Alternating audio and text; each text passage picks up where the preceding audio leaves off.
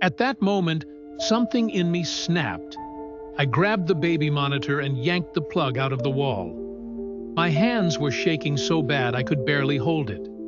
My wife came running in, asking what was wrong, and I just kept saying, "Someone's watching! Someone's watching!"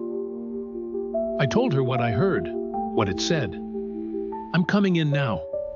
She went pale, didn't say a word, just grabbed Emma out of the crib and held her tight. I don't know what I expected to happen next. A knock at the front door? Someone crawling out of the closet? But nothing happened. The house was dead silent. Too silent. After about 10 minutes, we checked the locks. Front door, back door, windows, everything was still locked. Nothing was broken, nothing was open. But I couldn't shake the feeling that we weren't alone. I barely slept that night. The investigation. First thing in the morning, I called the company that made the baby monitor.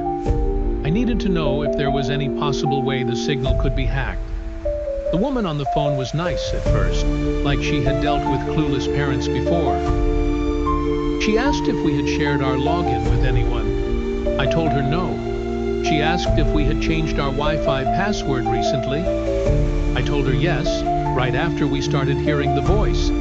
Then she asked if I had checked the access logs. I didn't even know that was a thing. She walked me through it, how to check the IP addresses that had accessed our monitor. When I pulled it up, my stomach dropped. There were 3 IP addresses listed. 2 were ours, my phone and my wife's. But the third wasn't ours. The woman on the phone got real quiet when I told her. Then she said very calmly, "Sir, I need you to unplug that device and reset your router immediately." I did. Then I asked her where the 3rd IP address was coming from. She hesitated. Then she said, "It's in your area." Somebody nearby had been watching us. The sickest part, I called the police. They sent someone over, but honestly, they didn't seem to take it seriously at first. The officer took my statement, looked at the monitor. He basically said, "It's probably some tech-savvy kid screwing around." But then I showed him the access log. He took a picture of it, stepped outside to make a call, and when he came back, he was a lot more serious. He asked if we had noticed anything else strange. Things moved, cars sitting outside too long, weird people hanging around.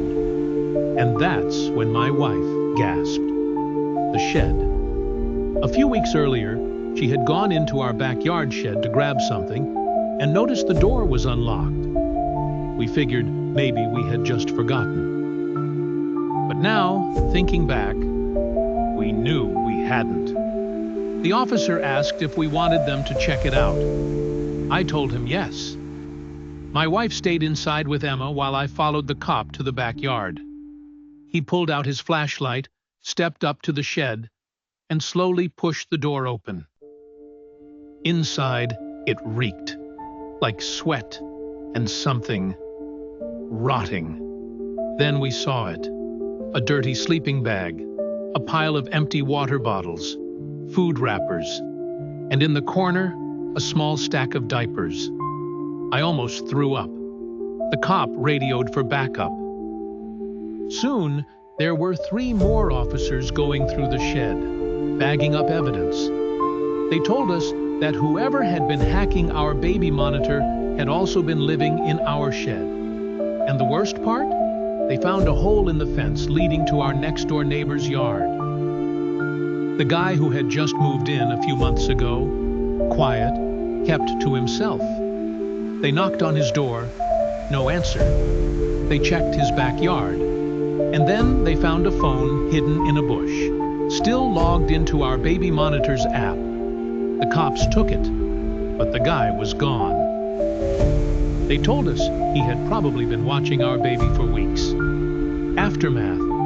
We moved out 2 weeks later. I don't care if that sounds extreme.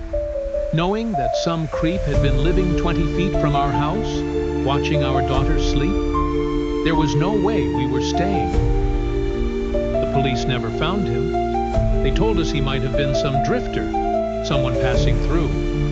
But I don't buy that. He knew what he was doing. Now, I'll never have another baby monitor in my house. And every night before bed, I check every lock, every window, every camera. Because the scariest part of all, I still don't know how long he was watching us before we noticed.